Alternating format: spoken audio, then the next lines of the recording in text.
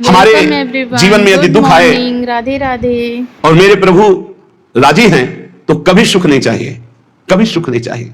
मेरे प्रीतम क्या परेशानी प्यारे को, जो प्रेम करने वाले उनको क्या परेशानी, क्योंकि प्यारे मेरे चाहते मैं दुखी रहूं, ये दुख समुदाय घेरे रहे, बस जोई जोई प्यारो करे सोई मुई भावे। बहुत कठिन बात है। प्रवचन कर लेना सरल है, प्रवचन सुन लेना सरल है, कि दुख घेरे रहें। एक महाभागवत परम पावन श्री त्रिपुरदास जी महाराज, अगर दुख मुझे घेरे हैं, मेरे प्यारे राजी हैं, तो मुझे दुख से कोई परेशानी नहीं। यह है प्रेमी का हृदय। देखो त्रिपुरदास जी महाराज कायस्थ कुल में प्रकट हुए। कायथ त्रिपुरदास भक्ति सुख राशि भर्यो, कर्यो ऐशो पण सीत दगला पठाइए, निपट अमोल पटहिए हित जटि आवे, ताते अति भावे नाथ अंग पहिराइए, आयो को काल नरपति ने बिहाल कियो, भयो ईस ख्याल ने को घर में न खाइए, वही ऋतु आई सुधी आई आंख पानी भरी, आई एक द्वाति दीठी आई बेची लाइए। श्री त्रिपुरदास जी कायस्थ कुल में प्रकट हुए थे। बड़ा हिम्मत बनाने वाला यह चरित्र है। ब्रजमंडल में शेरगढ़ है, वहां इनका जन्म हुआ था, वहां के निवासी थे, और आपके पिता राजमंत्री थे। बचपन से ही भगवत भक्ति के संस्कार थे। जिनमें कुछ दिव्य प्रकाश होता है वो बचपन से भगवत भक्ति का। जिनको ये लगता है कि जवानी में विषय भोग लें और बुढ़ापे में भजन करेंगे तो भूल जाए। बुढ़ापे में मन को प्रभु में नहीं लगाया जा सकता। यदि आपने जवानी में भजन का अभ्यास नहीं किया तो बुढ़ापे में नहीं होगा, बुढ़ापे में प्रपंच ही होगा, पक्का विश्वास मान लीजिए। और जितने भी दिव्य महापुरुष हुए हैं, जिनके जीवन प्रकाशित हुए हैं भक्ति अध्यात्म की ऊंचाई में, वो बचपन से श्री भगवान में लगे। त्रिपुरदास जी के घर में राजमंत्री पिता थे, पर बहुत ही सुंदर भक्ति के संस्कार थे। एक बार आप पिता के साथ आगरा से किसी कार्य के लिए गिरिराज जी आए, तो यहां ठाकुर श्री श्रीनाथ जी का दर्शन किया। यही विराजमान थे अन्योर में, जहां जतीपुरा इधर ठाकुर जी यहीं प्रकट हुए हैं। श्रीनाथ जी अपने ब्रज के हैं, गिरिराज जी के। ऐसा सुंदर रूप श्रीनाथ जी का कि नवीन किशोर अवस्था लुभायमान हो गए। बहुत हट किया, अब मैं नहीं जाऊंगा, इन्हीं के दर्शन करूंगा, इन्हीं के पास रहूंगा। पिता राजमंत्री थे। वहां किसी परिचित से कहा, बालक है, हट करता है त्रिपुरदास, इसको हम छोड़ देते हैं 2-4-10 दिन यहां। देखो भगवान का विधान, यहां श्रीनाथ जी के दर्शन करेगा, फिर हम आदमी भेज देंगे, बुला लेंगे। अब वो दैवी योग से प्रेरित थे, पुत्र को यहां छोड़ दिया और वापस वो लौटे तो रास्ते में कुछ वैरी दल के राजसैन को दुष्टों ने घेर लिया और मार डाला, पिता को मार डाला। भक्तों के जीवन में प्रारंभ से ही विपत्तियों की बौछार हो जाती है, लेकिन आप ऐसा डरिएगा मत। क्या जिनके हृदय में भक्ति नहीं है उनके परिवार के लोग नहीं मरते क्या? जिनके हृदय में भक्ति नहीं वो क्या दुख नहीं भोगते क्या? ये अज्ञानी जन है, नहीं जानते। शरीर रचना के समय शुभ अशुभ कर्मों के अनुसार दुख सुख पहले से रच गया है। भक्ति तो हम आज कर रहे हैं, ये नई खेती है, ये भक्ति का फल नहीं, वो दुख सुख पुराने हमारे कर्मों का फल है। जब आपने सुना, सूचना आई कि तुम्हारे पिता को बैरी दल ने मार डाला है, तो श्रीनाथ जी की तरफ देखा और कहा, आप तो हमारे पिता भी हो, मित्र भी हो, जीवन धन हो। हृदय में बड़ा आनंद हुआ कि चलो नाम मात्र का पिता अंतर्ध्यान हो गया, लेकिन मेरा जो अनंत जन्मों का पिता है उससे संबंध हो गया। अब तो मेरे श्रीनाथ जी के सिवा कोई नहीं है। एकदम निश्चिंत हो गए। रोज प्रभु के सामने भाव विभोर होकर रोया करते, नौ किशोर अवस्था, कि प्रभु अब आपके सिवा हमारा कोई नहीं है। एक दिन वल्लभाचार्य भगवान आचार्य चरण, जिनके दुलारे लाडिले श्रीनाथ जी हैं, वो सेवा में आए तो देखा है बालक बहुत एक दृष्टि से देखता है, रोता है। लाओ इस बालक को सामने लाया। ये है भगवत कृपा। जब भगवत कृपा होती है तब गुरु मिलते हैं, जब गुरु कृपा होती तब भगवान मिलते हैं। जब भगवान की कृपा होती तब गुरुदेव मिलते हैं, संत मिलते हैं। जब द्रवहि दीन दयालु राघो तो साधु संगति पाइए। और जब संत द्रवित होते हैं तब भगवान का साक्षात्कार होता है। बुलाया और परिचय पूछा, कौन है? तो कहा, अमुक राजमंत्री का पुत्र, इनके पिता यात्रा में मारे गए हैं और ये बहुत आसक्त चित्त होकर श्रीनाथ जी को देखते हैं, श्रीनाथ जी से रोते हैं। त्रिपुरदास जी ने साष्टांग दंडवत किया वल्लभाचार्य जी को और कहा, प्रभु मैं मात्र पितृहीन, न मेरे माता है न पिता है, मैं अनाथ बालक हूं, बस मेरे नाथ तो श्रीनाथ जी ही हैं। और आपके श्री चरणों का आश्रय दे दिया। प्रभु मुझ अनाथ दीनहीन को आप स्वीकार कर लीजिए। बहुत प्रसन्न हुए। इतना छोटी अवस्था में ऐसे शुद्ध शब्द, ऐसे भागवतिक चेष्टाएं। चलो आज अभी इसी क्षण में इसको दीक्षा देता हूं। आचार्य श्री वल्लभाचार्य जी विधि पूर्वक दीक्षा देकर ब्रह्म संबंध कराया। कुछ दिन तक पास रखा और कहा वापस जाओ घर। श्रीनाथ जी की सेवा की भावना रखो, निरंतर चिंतन करो, ध्यान में श्रीनाथ जी का स्मरण रखो, भक्ति में जीवन व्यतीत करो। हमारा सदैव कृपा प्रसाद तुम्हारे साथ है। गुरु आज्ञा तत्काल श्रीनाथ जी से उनके जो परिचय के थे ले गए।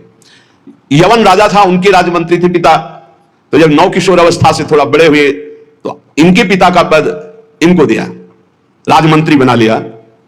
अब ये राजमंत्री में जितना वैभव मिलता, तो इन्होंने एक बात सत्य समझी कि धन की सच्ची योग्यता क्या है। बोले संतों के मुख में चला जाए, संतों की सेवा में चला जाए, भगवंत सेवा में लग जाए, सो धन धन्य प्रथम गति जाकी। धन की सार्थकता है। ये भागवतिक सरकारी बैंक है। जैसे भारतीय सरकारी बैंक में जमा करो जब चाहो ले लो ब्याज सहित, ऐसे भागवतिक सरकारी बैंक है। गौ संत जन, ब्रह्म ऋषि जन, भगवान किसी विग्रह की अर्चा पूजा और किसी ऐसे असहाय की जो बीमार है, जो अपवित्र है, असमर्थ है, उसकी सहायता भगवत भाव से कर देना, उसमें जो धन खर्च होना, ये सब भागवतिक बैंक में जमा होता है, आपको मिलेगा, ब्याज सहित मिलेगा। हमारे प्रभु की बैंक में परसेंट बहुत ज्यादा मिलते हैं। 1 रुपया का लाख गुना ब्याज मिलेगा। देखे ये जो आप देखते हैं कि अमुक अमुक पद पर बैठ गया, अमुक राजा बन गया, अमुक अमुक बन गया, ये पूर्व जन्म का है। पूर्व जन्म का आप देखते हैं छा गया, ये पूर्व जन्म का सुकृत है। वैभव ऐश्वर्य चरण चूम रहे, वाह वाही हो रही, ये सब पूर्व का पुण्य है, 1 का लाख गुना। पर इस बैंक में विश्वास नहीं होता, किसी किसी को विश्वास होता है। और इस बैंक में जमा कर देने पर अगर आपने कह दिया तो तत्काल वो फल जो गुणा करके आपको प्लस मिलना था नहीं मिलेगा। ध्यान कर लेना। यदि माइक से हो गया कि अमुक जगह के अमुक भगत ने 5,000 रुपए दान किए, भगवान इनका मंगल करें, तालियां बज गई, हो गया, उड़ गया, आपके बैंक का ब्याज उड़ गया गया। जैसे सभा में खड़े होकर अपने पाप को स्वीकार कर ले तो उड़ गया, खत्म पाप। ऐसे सभा में यदि पुण्य स्वीकार कर ले तो खत्म। बुजुर्ग जन कहते थे कि दान ऐसा करे कि दाएं हाथ से दे बायां हाथ न जाने, नेकी कर दरिया में डाल कोई जान न पावे, तब लाख गुना हमारी भागवतिक बैंक से उसे मिलता है। ये तो हुआ अपना धन देने पर। और अगर ये बात हो जाए कि हे प्रभु आपकी वस्तु आपको समर्पित करते तो भगवान मिल जाएंगे, तो दियम वस्तु गोविंदम तुभ्यमेव समर्पये। ये निश्चय किया त्रिपुरदास जी ने कि राजमंत्री पद से जो भी धन आएगा मैं केवल सेवक की तरह प्रसाद से शरीर पोषण करूंगा, सारा धन संत सेवा और भगवंत सेवा में लगाऊंगा। उस श्रीनाथ जी के लिए नियम लिया, प्रतिज्ञा ली कि हर साल सर्दी में दगला बनवा कर भेजेंगे, रत्नों से हीरो से जटित बढ़िया पोशाक सर्दी की, सुनहरे गोटे सुंदर सुंदर रत्न जटित। अब चाहे करोड़ों के रत्न लग जाए श्रीनाथ जी के लिए, और राजमंत्री थे, दगला भेजते और रोज संत सेवा होती त्रिपुरदास जी के यहां। संत जन आते, प्रसाद पाते। धन की यही सार्थकता है। जय जयकार हो, भगवान नाम कीर्तन हो, भगवत अनुरागी जन आकर प्रसाद पावे, भगवान की आरती पूजा सेवा। धन्य है वो गृहस्थ, वो धन्य, वो तीर्थ है उसका घर जिसके घर में भगवान की आरती होती, भगवान का नाम कीर्तन होता, आए हुए अतिथियों की सेवा होती है। और श्रीनाथ जी भी बड़े रिजवार ठाकुर, बहुत खुश होकर के, प्रसन्न होकर के वो दगला धारण करते। श्री विठलनाथ जी श्री वल्लभाचार्य जी के पुत्र हैं। वो देखते कि और वस्त्र जब धारण कराते तो ठाकुर जी धारण करते हैं, लेकिन जब त्रिपुरदास जी का दगला धारण कराते तो ठाकुर जी फूल जाते, प्रसन्न हो जाते। भक्त के द्वारा प्रेम से दी हुई वस्तु भगवान बहुत भाव से स्वीकार करते हैं। सब दिन होत ना एक समान, एक समय ऐसा भी आता है जो बहुत ही अंधेरे का होता है, एक समय प्रकाश का आता है। जैसे दिन रात ऐसे सुख और दुख। अब यवन बादशाह था, उसके पास द्वेषियों ने सूचना लगा दी कि ये राजमंत्री हैं, आपको पता नहीं है, आपके धन का बड़ा दुरुपयोग करते हैं, साधु महात्मा इनके यहां खाते रहते हैं और न जाने क्या क्या खूब लुटाते हैं, आपके यहां से वैभव चुराया जाता है। और वो राजा यवन, उसकी बुद्धि बदल गई, उसने तत्काल आदेश किया सर्वस्व अपहरण कर लिया जाए, त्रिपुरदास जी का सर्वस्व संपत्ति जब्त कर ली जाए। मतलब पात्र भी घर में नहीं रह गए, सब जब्त कर लिया गया। जहां रोज संत सेवा, ठाकुर सेवा, श्रीनाथ जी के लिए बहुत महंगा पोशाक सर्दी की, सब एक पात्र भी नहीं रहने दिया, सब जब्त कर लिया। खाने पीने के लिए एक दाना भी नहीं रह गया। कुछ नहीं, सब जब्त कर लिया, केवल दिवाले दिवाले। अब आप विचार करो, जिसका ऐसा चल रहा हो उसका ऐसा, इसलिए होश में रहना चाहिए। सब दिन होत न एक समान, ये शब्द याद रखना चाहिए। सुख है तो फूलो मत, कल दुख आने वाला है। शरीर स्वस्थ है तो अभिमान मत करो, कल कोई रोग आ जाएगा। जीवित हो तो अभिमान मत करो, कल ही मृत्यु आ सकती है, आज भी आ सकती है। होश में, खूब धन संपत्ति है, कल ऐसा हो सकता है टुकड़े टुकड़े के लिए मोहताज हो सकते हो। पक्का पक्का। आज दुख घेरे हैं तो आप निराश मत होइए, कल आप बहुत बड़े आदमी बन सकते हैं। उत्साह संपन्न रहिए। आज बहुत बड़े आदमी है, धन है, संपत्ति है, वैभव है, नौकर चाकर है, बहुत फूलिए मत। हो सकता है ऐसा समय आ जाए कि तुम्हें किसी की नौकरी करनी पड़े अपने पेट भरने के लिए। समय बहुत विचित्र है, पलटने में देर नहीं लगती, पलटने में देर नहीं लगती। खाने पीने तक के लिए नहीं रहेगा, सब यवन राज ने जब्त करवा लिया। अब जैसे तैसे बहुत गरीबी से, कष्ट से जीवन यापन होने। अब आई सर्दी की ऋतु। सर्दी की ऋतु में श्रीनाथ जी को दगला भेजते थे, खूब सुंदर सजा करके। यहां सजाने की क्या बात, खाने की भी कोई वस्तु नहीं रह गई थी। ठाकुर जी की सेवा की प्रतिज्ञा की थी कि जब तक जीवन है आपके लिए पोशाक भेजूंगा। अब सर्दी में कैसे पोशाक भेजे, खाने के लिए भी नहीं। बहुत जोर जोर से रोना आया कि हम हर कष्ट सह सकते थे, लेकिन आपकी सेवा, ये जो सर्दी की पोशाक भेजने की थी, अब कैसे होगी आपकी सेवा। और ये सेवा नहीं होगी तो मेरा जीना, क्योंकि मैंने नियम लिया था कि मैं अपने जीवन में जब तक जीऊंगा हर वर्ष आपको सर्दी के समय पोशाक भेजूंगा सर्दी की। आप ठाकुर जी से विनय करने लगे कि मैं सब कष्ट सह सकता हूं आपकी सेवा छोड़कर नहीं। इतने में देखा, दृष्टि गई तो एक ऊपर दावात रखी थी। आपको जैसे कोई डूबते हुए को तिनके का सहारा मिल जाए, और वो दावात पीतल जैसी दिखाई दे रही थी, तो लग रहा था कुछ सिक्के की तो बिकी जाएगी। दावात ली, बाजार में बेचने के लिए गए कि अगर ये बिक जाएगी तो थोड़ा भी कपड़ा मिल जाएगा, तो नियम की तो पूर्ति हो जाएगी। अब त्रिपुरदास जी बाजार गए तो बेच के बाजार यो रुपया एक पायो, ताको ल्यायो मोटो थान मात्र रंग लाल गाइए। भीजो अनुराग पुनि नैन जलधार भीजो, भीजो दीनताई धरि राख्यो और आइए। को प्रभु जन आए सहज दिखाई दई, भई मन दियो ले भंडारी पकड़ाइए। काहू दास दासी के ना काम को पे जाऊं लेके, बिनती हमारी जू गुसाई ना सुनाइए। त्रिपुरदास जी को दावत दिखाई दी जो पीतल की सी दिखाई दे रही थी, उठाई बाजार ले गए तो उस समय उन्हें 100 पैसे मिले, 1 रुपया। 1 रुपया कपड़े की दुकान में गए, मोटी मार्किंग उनको। अब जहां इतना कीमती वस्त्र, सोने के गोटे, हीरे लगाकर सुंदर ऐसी पोशाक भेजते थे, वहां आज स्थिति की मार्किंग। कैसे ठाकुर जी को भेजे? लाल रंग से लगा, लाल रंग अनुराग का रंग। सफेद मार्किन लाके आंसू गिरते जा रहे हैं कि नाथ, ये मोटा मार्किन आपके तो दास दासियों के लायक था, आपको कैसे? पर कुछ नहीं है। अनुराग में भीने हुए नेत्रों से अश्रुधार बह रही है, हृदय में भारी दीनता है, और ऐसी ही वस्तु प्रभु को बहुत पसंद आती है।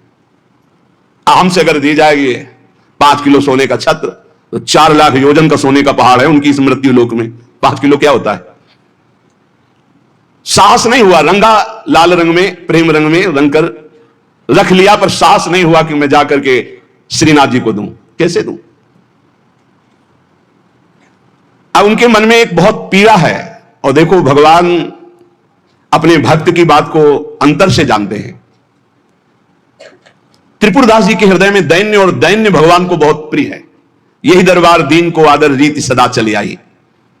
भगवान को मूल्यवान वस्तुएं प्यारी नहीं, भगवान को जो प्यारी वस्तु है वो दैन्य है, दीनता। जही दीन प्यारे वेद पुकारे, द्रवो श्री भगवाना।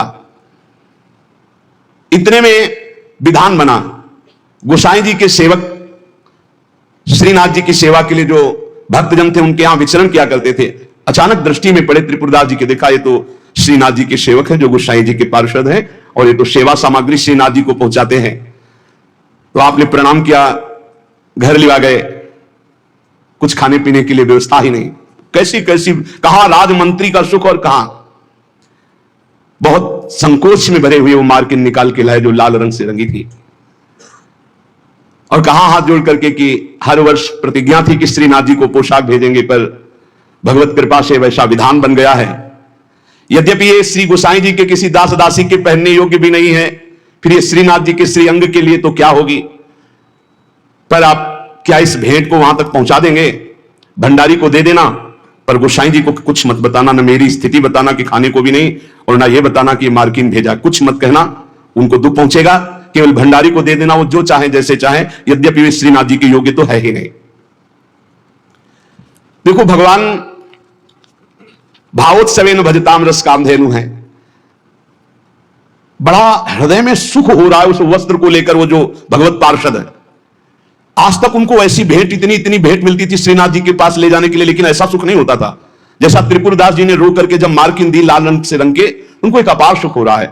और दियो लय भंडारी कर राखे धरी पटवा पे, निपट स्नेही नाथ बोले अकुलाय के, भय हैं जड़ाए को बेगी ही उपाय करो, विविध ओढ़ाए अंग बसन सुहाय के, आज्ञा पुनि दई यो अंगीठी बारी दई, फिर वही भई सुनी रहे अति ही लजाए के, सेवक बुलाए कही कौन की कबाए आई, सबे की सुनाई एक बहीली बचाए के। त्रिपुरदास जी का वस्त्र लेकर बड़े प्रेम में डूबे हुए भगवत पार्षद गए और भंडारी जी से कहा कि आपसे तो कुछ छुपाव है नहीं, त्रिपुरदास जी का दिया हुआ वस्त्र है, यद्यपि बहुत कष्ट में उनका जीवन है, फिर भी उन्होंने ये सेवा भेजी, आप इस सेवा का आदर करना, अपमान मत करना। कि कहीं फेंक रहे मार्किन कहां ठाकुर जी के श्रीअंग पोशाक वाले। तो उन्होंने, भंडारी ने कहा कि इसका सही प्रयोग करेंगे। तो जो ठाकुर जी की पोशाक थी उसको बांधने के काम में ले लिया। उन नए वस्त्र जो मार्किन आई उसमें रखकर ठाकुर जी की पोशाक बांधकर और उसे अलमारी में रखने। परम स्नेही ठाकुर जी कांपने लगे। जब श्रृंगार हुआ तो सर्दी का समय था, कांपने लगे श्रीनाथ जी। जब श्री आचार्य चरण सेवा में गए तो कहने लगे मुझे बहुत जोर की ठंड लग रही है। ठाकुर जी बोलते हैं निज जनों से, जैसे हरिवंश महाप्रभु से राधा वल्लभ जी बात करते थे, बंचंद महाप्रभु से बात करते थे, बिहारी जी से स्वामी जी महाराज, विठल विपुल देव जी, बिहारी देव जी। अब हम लोगों की जाकी रही भावना जैसी प्रभु मूर्ति देखी तीन तैसी। मुझे ठंड लग रही बहुत जोर की। बोले जय जय, अभी उपाय करता हूं। तत्काल बड़े गरम गरम महंगे वस्त्र धारण कराए।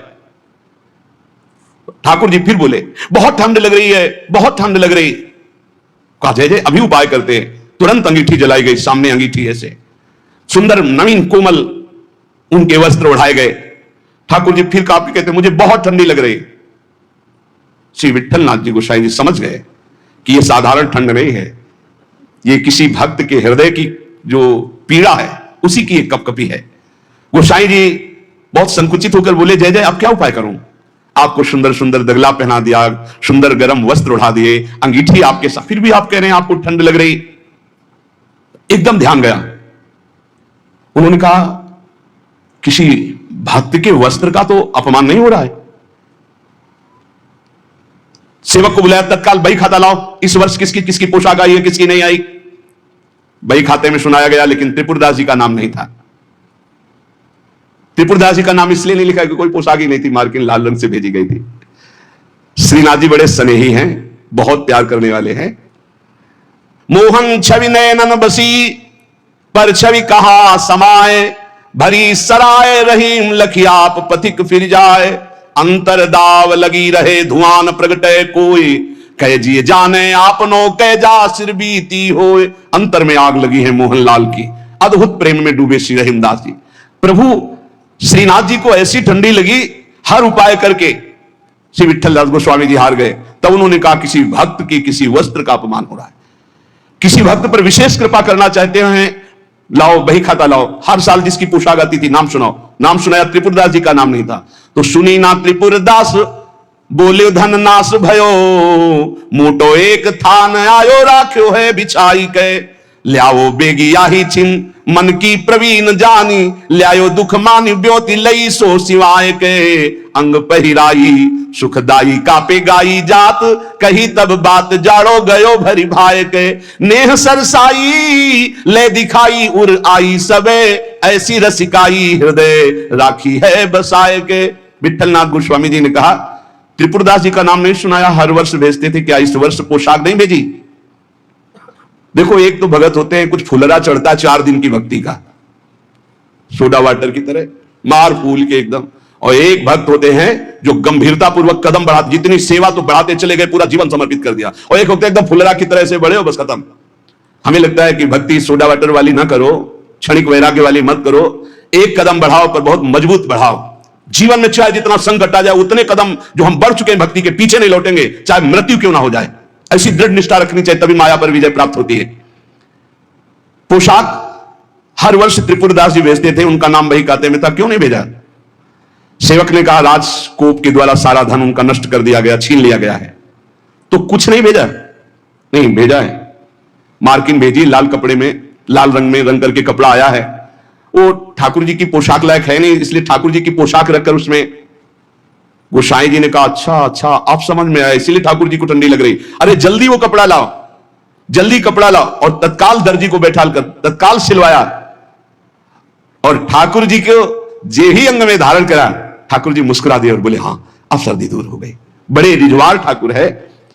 प्रेम प्रभु को चाहिए, भाव प्रभु को चाहिए। इसी भाव को दृढ़ करने के लिए ये महापुरुषों के पावन चरित्र हैं। कैसी भी परिस्थिति हो, बस ये आप एक जन्म के लिए, वैसे तो सब भोग ही रहे हैं, नरक स्वर्ग अपवर्ग सब दुनिया का, एक जन्म के लिए आप प्रभु के लिए थोड़ा हिम्मत कर लो। कैसी भी परिस्थिति आवे, आपका नियम न टूटे, आपका भजन न टूटे, जो नियम बनाओ उसे चलने दो। प्राण चाहे निकल जाए, इस जन्म में भक्ति से पीछे नहीं हटना, तो निश्चित भगवत प्राप्ति हो जाएगी। ये जीवन हमारा भगवत प्राप्ति के लिए है। बहुत सावधान, सुख दुख के ये भाव समुद्र के थपेड़े हैं। कहीं सुख में भूल मत जाना, कहीं दुख में घबराकर भक्ति मत छोड़ देना, आगे आपको बहुत सुख मिलेगा। ये भक्ति दुख सुख देने वाली नहीं, भक्ति सुख दुख में समान स्थिति पैदा करती है। भक्ति भगवान को आकर्षित करती है। और सही मानो, आज तक खुद अपना अनुभव में बता रहा हूं, ये दुख, ये विपत्ति, ये रोग, ये नाना प्रकार का तिरस्कार, निंदा, यही ऊंचाई पर चढ़ाती है, यही सच्चाई पर चढ़ाती है, यही सच्चा शरणागत भक्त बनाती है। इसलिए जिसके जीवन में दुख है, विपत्ति है, नाना प्रकार की प्रतिकूलताएं हैं, डरना मत। तुमको उस ऊंचाई पर भगवान चढ़ा रहे हैं जहां तुम चढ़ ही नहीं सकते थे। सुख और सुविधा ये दुलार है। जैसे कोई बच्चा बहुत रोने लगे तो टाफी पकड़ा दे। सुख सुविधा अनुकूलता प्रणाम नमस्कार ये हमारे प्रभु का दुलार है। दुख प्रतिकूलता तिरस्कार अपमान विपत्ति ये कृपा है। और कृपा पात्र ही विश्व विजयी होता है। कृपा पात्र ही काम क्रोध लोभ मोह मद का नाश करता है।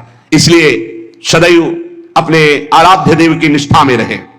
त्रिपुरदास जी का एक नियम था, वो श्रीनाथ जी के चरणामृत का रोज पान करते थे। हमेशा चरणामृत अपने पास रखते थे। बिना जबान में चरणामृत गए वो अन्न जल नहीं रखते थे। वैसे ये नियम रखने की बात प्राय सबको कही है। श्री जी का चरणामृत, गुरु जी का चरणामृत जरूर पास रखना। जिसके पास चरणामृत की सुविधा ना हो तो हम चरणामृत कुंड का नाम ले रहे हैं। मानसरोवर, राधा कुंड, श्याम कुंड, ये जो कुंड है इनमें हर संतों के चरणामृत है। ब्रज 84 कोष के बड़े बड़े सिद्ध संत जो चरणामृत नहीं देते वो भी इनमें स्नान करते। वो भी जब जाते हैं तो आचमन और चरण धोते। इन कुंडों का जल रख लो, एक एक बूंद रोज अगर मुख में डालोगे, एक एक बूंद, तो आपका चरणामृत पान का नियम पूरा हो जाएगा। और राधा वल्लभ जी, बाकी बिहारी राधा रमन जी, यहां तो करुणा बरसती, आप चले जाओ, पात्र लेकर और हाथ जोड़कर प्रार्थना करके मांगो तो आपको चरणामृत मिल जाएगा। अगर इतना चरणामृत मिल जाए, उसमें आप जल मिला ले तो आप वर्षों उसी को चलाते रहे, जल मिलाते रहे, चलाते रहे, वो चरणामृत ही होता है। एक दिन संयोग की बात, जब आप भोजन करने के लिए गए तो जो श्रीनाथ जी के चरणामृत का पात्र था, वो जो चरणामृत मांगते थे मिल जाता था, सेवक देते थे। बोले आज तो चरणामृत खत्म हो गया। आपने कहा पहले क्यों नहीं बताया?